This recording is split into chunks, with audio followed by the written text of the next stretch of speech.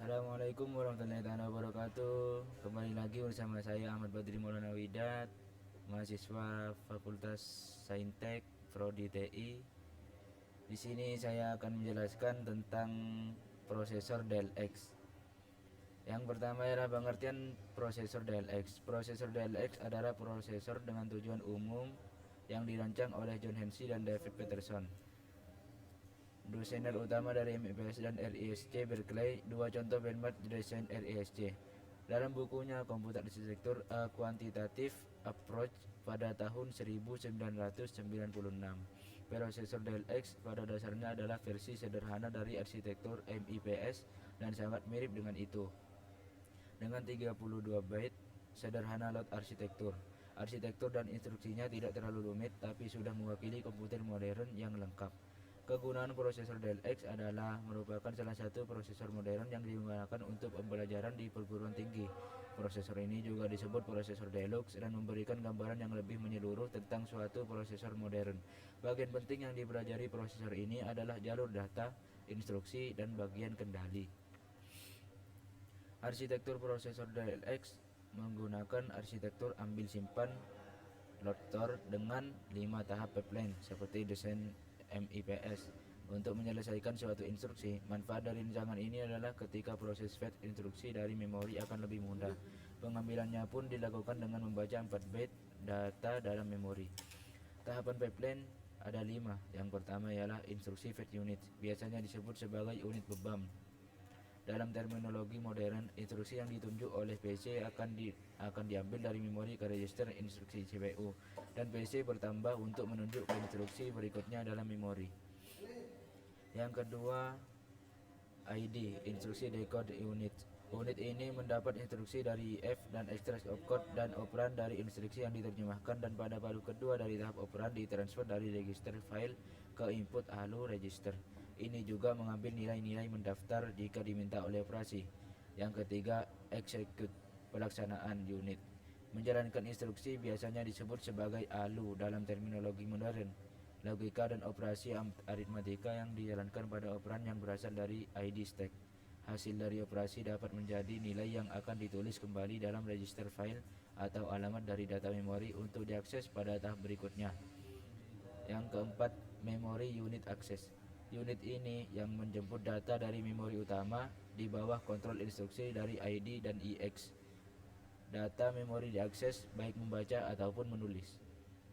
Yang kelima, write back unit, biasanya disebut sebagai load store dalam terminologi modern.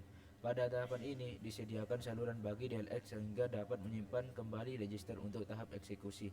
Hal ini dapat mempercepat pelaksanaan operasi register ke register oleh ALU yang berada dalam tahap eksekusi. Berikut ialah instruksi ilustrasi dari 5 tahap pipeline. Yang pertama ialah mengambil instruksi dari memori dan menempatkan instruksi tersebut dalam sebuah penyangga sampai instruksi itu dibutuhkan.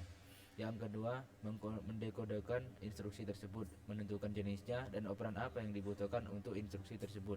Yang ketiga ialah melokasi dan mengambil operan, baik itu dari register atau dari memori. Yang keempat, melaksanakan pekerjaan menjalankan instruksi tersebut, terutama menjalankan operan melalui jalur data. Yang kelima, menuliskan hasilnya kembali ke register yang sesuai. 5 komponen utama prosesor DLX. Yang pertama, PC, program counter. Register yang berfungsi menampung nilai yang digunakan untuk menunjuk alamat instruksi yang akan dieksekusi. Register ini merupakan offset dari alamat dasar instruksi sekaligus data. Yang kedua, memori, terdiri dari 2 bagian, yaitu memori instruksi yang berisi kumpulan seluruh instruksi dan memori untuk data yang berfungsi untuk menyimpan data. Yang ketiga, register, kumpulan register 32 byte tempat menyimpan nilai sementara. Yang keempat, ALU, Arithmetic and Logical Unit, tempat dilakukannya operasi aritmatika dan logika. Yang kelima, unit kendali, control unit. Unit kendali terdiri dari 2 bagian, yaitu register instruksi, register tempat menyimpan sementara instruksi, dan pengendali, bagian yang menerjemahkan instruksi dan mengelarkan set kendali pada seluruh register untuk menjalankan suatu instruksi. Karakteristik prosesor DLX dibedakan dari prosesor lain, yaitu yang pertama, perangkat instruksi ambil simpan load store yang sederhana. Yang kedua, memiliki teknik pipeline untuk meningkatkan kinerjanya. Yang ketiga, memiliki register file yang dapat digunakan untuk tujuan umum. Yang keempat, skema penerjemahan instruksi yang sederhana.